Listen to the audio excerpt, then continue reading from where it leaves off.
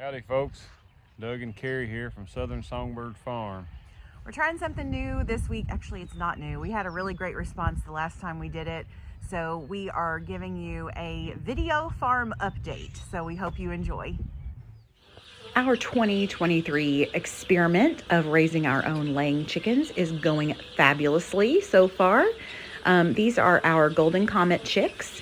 Typically, we used to buy them as about 14-week-old pullets each year that we needed replacement hens, but they are hard to come by. So we're raising our own. They are loving the brooder. As you can see, they are starting to develop feathers and getting a little frisky and wanting to fly. So we'll be putting up netting soon to keep them from literally flying the coop. They are also starting to need to be trained to the roost. So Doug built them a really cute little roost. It's very short and they're already hopping up on there and loving it. They're a little crowded here. They're not cold. I had just spooked them a little bit. But they are doing very, very well, and we're going to start acclimating them to get them ready to move outside here very shortly. I'm out here with Ginger and Penny. As you can tell, they have gotten to be big girls. Hey girls, yeah.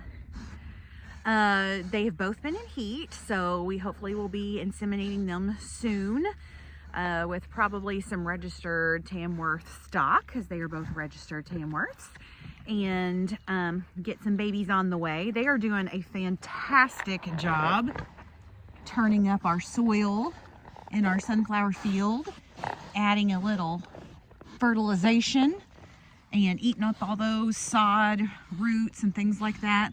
They got a little bit of a way to go in here before we move them. So, but then the next place we'll go is just right on down the field with them. And then as you can see behind me, it's getting pretty green in the pasture. So we'll be ready to move to pasture soon for the chickens and the pigs.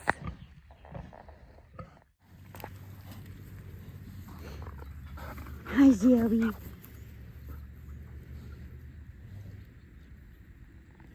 Tucker Tim, what are you eating? Come here, come.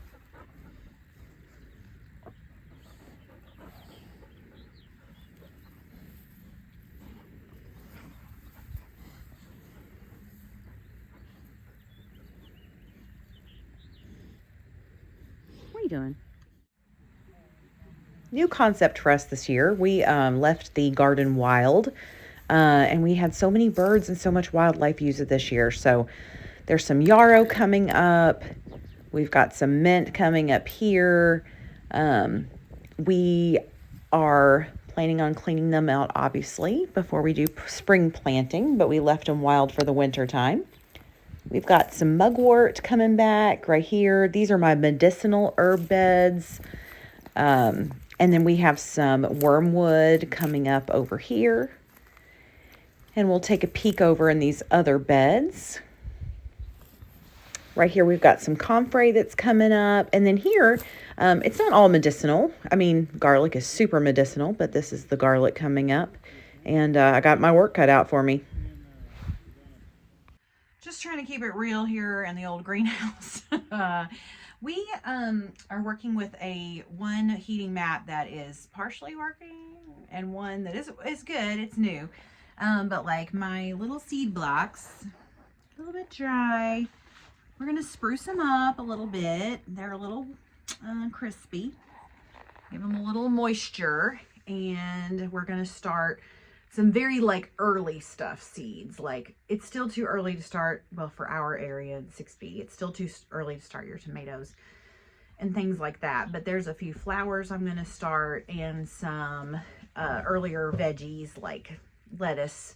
That'll be fine because it's only March 2nd. So here we go. Doug is here to shed a little water on the situation. I'll water it up a little bit. Okay, so I'm a little bit of a sadist, and I decided to do some flowers this year. Not like necessarily to sell, but just because my little zinnias made me so happy last year, and I was like, I'm gonna do some.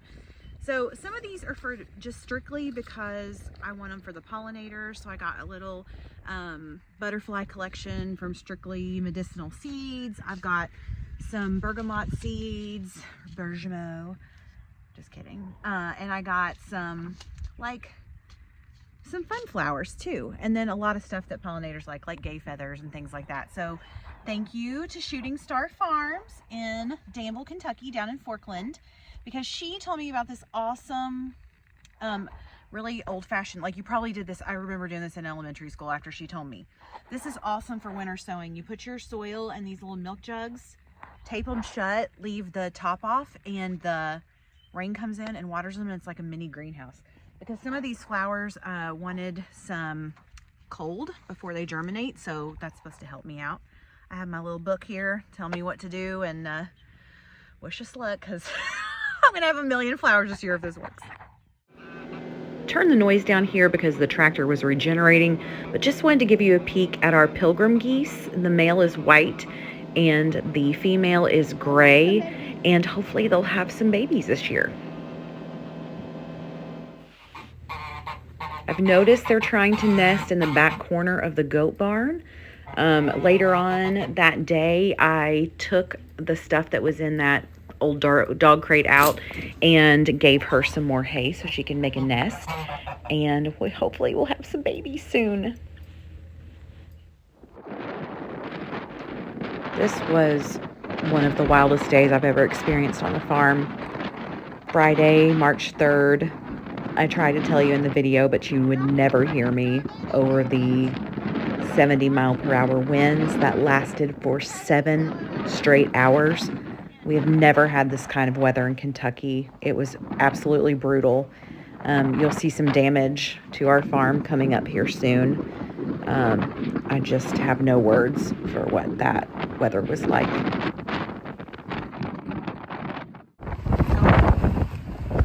So, if you look right over here, you can see the barn. That's the roof. It's all the metal that's on it.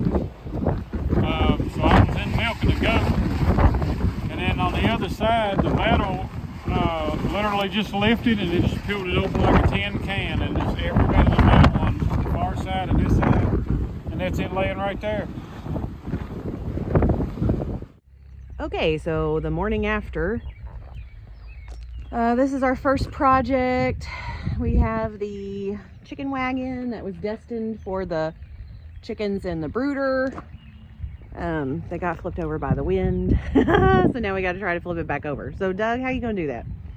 Well, I'm gonna take my tractor and loader and go on the top side, pick it up, but I gotta put a chain all the way around and hook it on the frame over here, so when it does flop back over, then it won't go the other way, and then we'll have another problem. But first of all, you see this axle right here crooked? Yeah.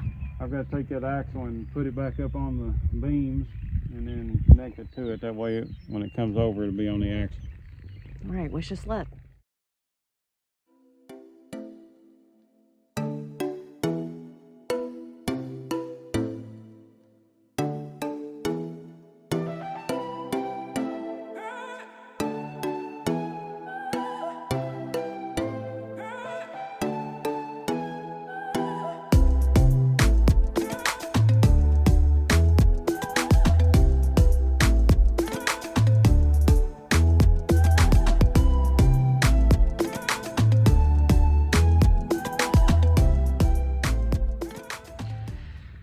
So this makes me a little bit sick.